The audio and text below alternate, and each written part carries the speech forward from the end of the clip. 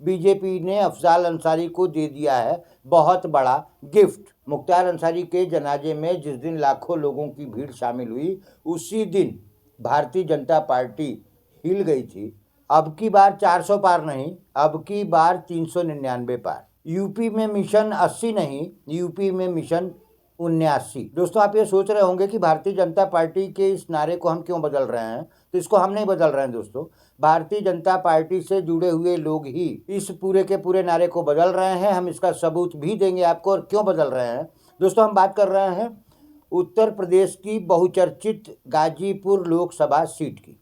Ghazipur Lok Sabha seat पर उत्तर प्रदेश में BJP ने जो कैंडिडेट उतारा है, उस कैंडिडेट को उतार करके बीजेपी ने अफजाल अंसारी को दे दिया है बहुत बड़ा गिफ्ट।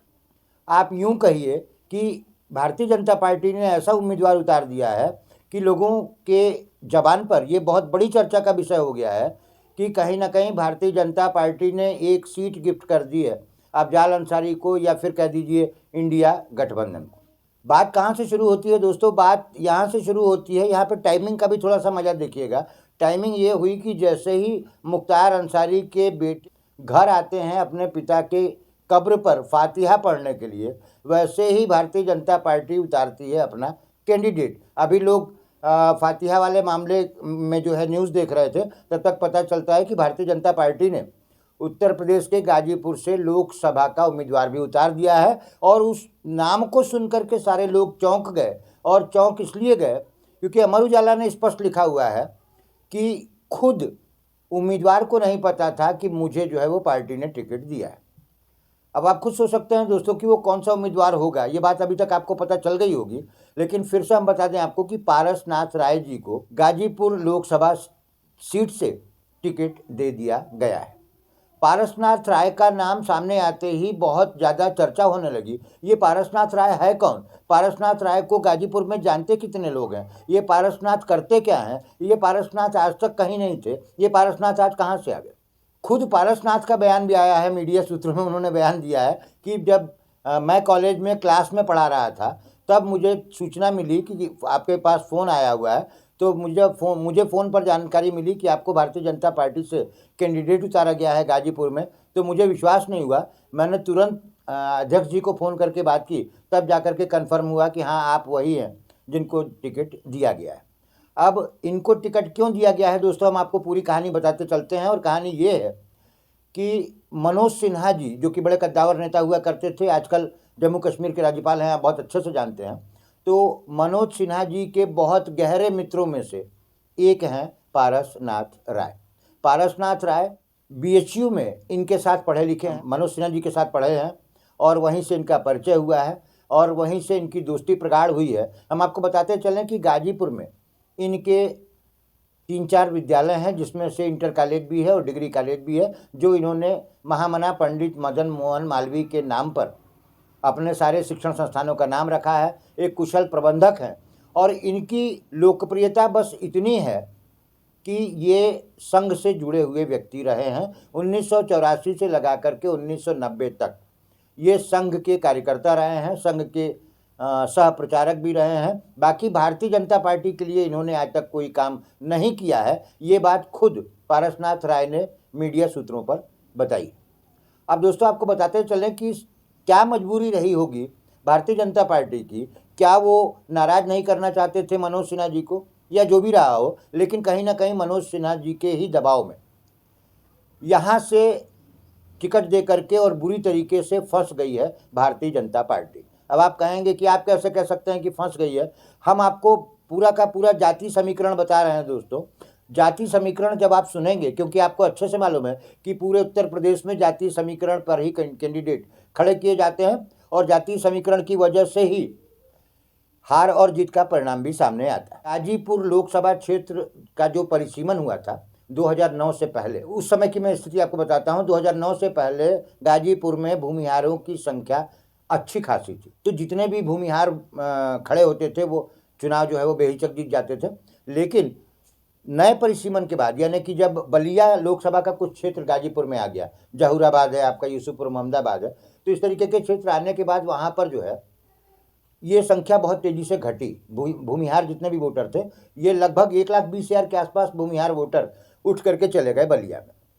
अब यहाँ पर फसान इसलिए हो गई, यहाँ पर इसलिए भाजपा फंस गई कि मात्र 30,000 के आसपास भूमिहार वोटर इस समय उत्तर प्रदेश के गाजीपुर में हैं।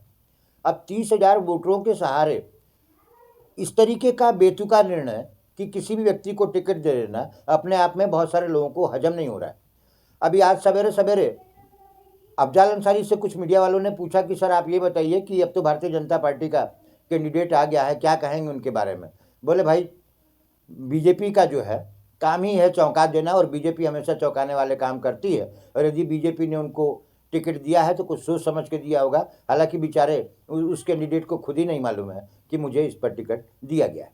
अब दोस्तों, हम आपको एक बात और बताते चले कि भारतीय जनता पार्टी यदि चाहती तो निश्चित रूप से गाजीपुर में चुनाव जीत सकती थी। कैसे जीत सकती थी, ये जाति समीकरण के ऊपर हम आपको समझा सकते हैं। ये तभी जीत सकती थी जब किसी कुशवाहा समाज के व्यक्ति को टिकट देती। कुशवाहा समाज को टिकट देने के पीछे का गणित हम अभी आपको बताते हैं। गाजीपुर का जातीय समीकरण यदि हम देखें तो यहाँ पर यादव समाज की जनसंख्या लगभग 4 लाख के आसपास है। 1.5 लाख यहाँ पर मुसलमान है, 2 लाख कुशवाहा है। अब यहाँ पर देखिए, और लगभग 2.5 लाख के आसपास जो है वो अन्य पिछड़ी जातियाँ हैं, कुछ 2 लाख के आसपास जो है वो दलित भी। अब देखिए यहाँ पर गणित, यदि कुशवाहा समाज का कोई व्यक्ति लोकसभा से भाजपा के द्वारा उतारा गया होता तो वो कैसे चुनाव जीतता।